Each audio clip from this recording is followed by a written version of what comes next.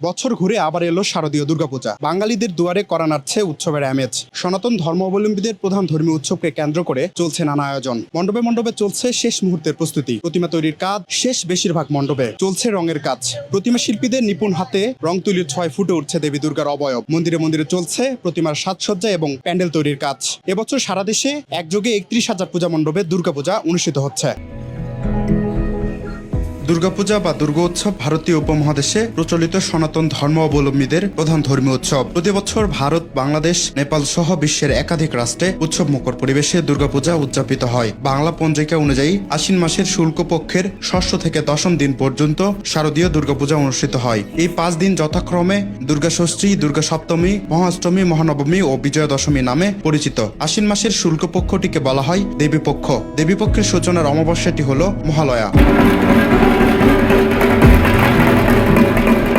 আগামী ৯ অক্টোবর মহাষষ্ঠী তিথিতে হবে দেবী বোধন বা ঘুম থেকে জাগিয়ে দেওয়া। ৫ দিনব্যাপী দুর্গোৎসবের আনুষ্ঠানিক সূচনা হবে ওই দিন। পরদিন ১০ অক্টোবর সপ্তমী পূজার মাধ্যমে শুরু হবে দুর্গোৎসবের মূল আচার। অষ্টমী ও নবমী শেষে ১৩ অক্টোবর বিজয়া দশমীতে প্রতিমা বিসর্জনের মধ্য দিয়ে শেষ হবে শারদীয় দুর্গোৎসব।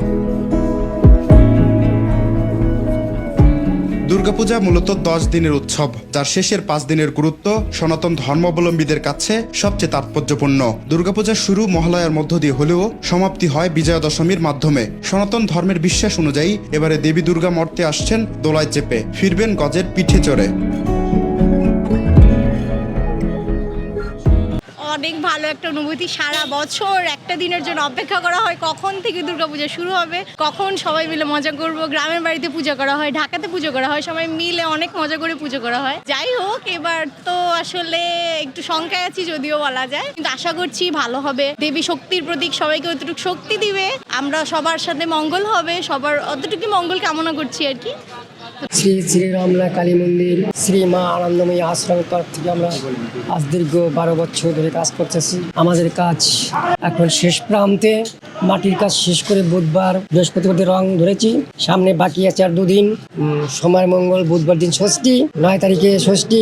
আমাদের এই 2 দিনের কাজ করে শেষ করে যার যার প্রতিমা যার যার মন্দিরে দিয়ে মানে তাদের প্রতিষ্ঠা করে দিয়ে তাদের প্রতিমা আমরা বুঝিয়ে দিয়ে পূর্তি রঙের কাজ প্রায় শেষ মুহূর্তে। এখন শাড়ি পরানো, চোখ হয়ে গেছে, এখন ইত্যাদি ইত্যাদি মানে টুকিটাকি কাম, এগুলো করলে আমাদের কাজ শেষ হয়ে যায়। গত ৫ আগস্ট সাবেক প্রধানমন্ত্রী শেখ হাসিনা পালিয়ে যাওয়ার পর দেশ জুড়ে কিছু অপ্রীতিকর ঘটনা ঘটেছে। এরপর ৮ আগস্ট অন্তর্বর্তীকালীন সরকারের প্রধান উপদেষ্টা হিসেবে ডক্টর মোহাম্মদ ইউনূস দায়িত্ব গ্রহণের পর জনমনে স্বস্তি ফিরেছে। এরপর আবারও কিছু অপ্রীতিকর ঘটনা ঘটে, যার ফলে সংখ্যালঘু সম্প্রদায়ের মানুষদের মধ্যে একটা ভীতি কাজ করছে। অনেকে আবার প্রশ্ন করছেন, আদৌ কি এবার নির্বিঘ্নে দুর্গাপূজা করতে পারবো? এই পরিস্থিতিতে দুর্গাপূজা কতটুকু নিরাপদ? যদি বছর ঘুরে আবারও দুর্গাপূজা, কেমন অনুভূতিটা?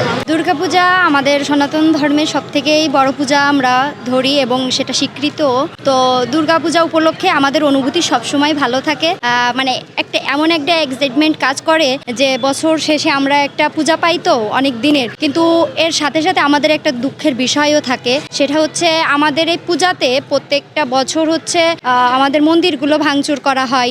তার উপর হচ্ছে আমাদের ছুটি কম থাকে। আমাদের 5 দিনের ছুটিতে 5 দিনের পূজাতে দেখা যাচ্ছে 1 দিন ছুটি থাকে সরকারিভাবে, ঠিক আছে। সেটা হচ্ছে আমাদের বাড়িতে যারা সরকারি চাকরিজীবী তারা তো বাড়িতে যেতেই পারে না। তাছাড়া আমরা যারা আছি স্টুডেন্ট, তাদের জন্য খুব একটা ঝামেলা হয়ে যায়। এই যে আসছে তো দুর্গাপূজা 9 তারিখ থেকে শুরু, আমাদের অলরেডি ছুটি হচ্ছে 10 তারিখ থেকে। তো সেখানে দেখা যাচ্ছে পূজা 2 দিন ওভার হয়ে যাচ্ছে। এই দিকটা একটু দুঃখের বিষয়। অনুভূতিটা চমৎকার। প্রত্যেকটা বছর হচ্ছে আমরা অপেক্ষায় থাকি কখন পুজো আসবে। পুজো আসলে হচ্ছে অ্যাকচুয়ালি সকলে মিলন মেলা, সবাই একত্রিত ঘোরা, তারপরে হচ্ছে মন্দির যাওয়া, তারপর মণ্ডপ ঘোরা, সবকিছু মিলে মানে চমৎকার একটা ব্যাপার। কিন্তু হচ্ছে সবশেষে একটাই স্রষ্টার প্রতি প্রার্থনা যে প্রত্যেকটা বছর হচ্ছে যেন পুজো ভালোভাবে কাটাক প্রত্যেকটা মানুষ, কেউ সংশয় না ভাবুক যে আমার উপরে এই হামলা হবে কিনা, আমার মণ্ডপে হামলা হবে কিনা, পুজো সবাই সুন্দর করে কাটাক। এদিকে পূজা মণ্ডপের নিরাপত্তার বিষয়ে কথা বলেছেন অন্তর্বর্তী সরকারের স্বরাষ্ট্র উপদেষ্টা লেফটেন্যান্ট মোহাম্মদ জাহাঙ্গীর আলম চৌধুরী। তিনি বলেন, দুর্গাপূজা নিয়ে কোনো ধরনের নিরাপত্তা ঝুঁকি নেই। এবারে দুর্গাপূজা নির্বিঘ্নে ও শান্তিপূর্ণভাবে অনুষ্ঠিত হবে। পূজাকে কেন্দ্র করে স্বরাষ্ট্র মন্ত্রণালয়ের পক্ষ থেকে বিভিন্ন ধরনের নিরাপত্তা ব্যবস্থা নেওয়া হয়েছে। ইতিমধ্যে মন্ত্রণালয়ের পক্ষ থেকে ৮ দফা নির্দেশনা মাঠ প্রশাসন ও আইন শৃঙ্খলা রক্ষাকারী বাহিনীকে পাঠানো হয়েছে। দুর্গাপূজা ঘিরে সহিংসতা ও নাশকতা ঠেকাতে আইন শৃঙ্খলা বাহিনী সর্বদা সজাগ। ষষ্ঠী থেকে মন্দিরে মন্দিরে জোরদার করা হবে নিরাপত্তা। সার্বিক নিরাপত্তা দিতে কাজ করবে সেনাবাহিনী, পুলিশ, র্যাব ও গোয়েন্দা সংস্থাগুলো। এছাড়াও র্যাবের স্পেশাল মনিটরিং টিম ও বোম ডিসপোজাল টিমও প্রস্তুত থাকবে সার্বক্ষণিক নিরাপত্তা দিতে। নয়ন কুমার বর্মন, বাংলাদেশের খবর, ঢাকা।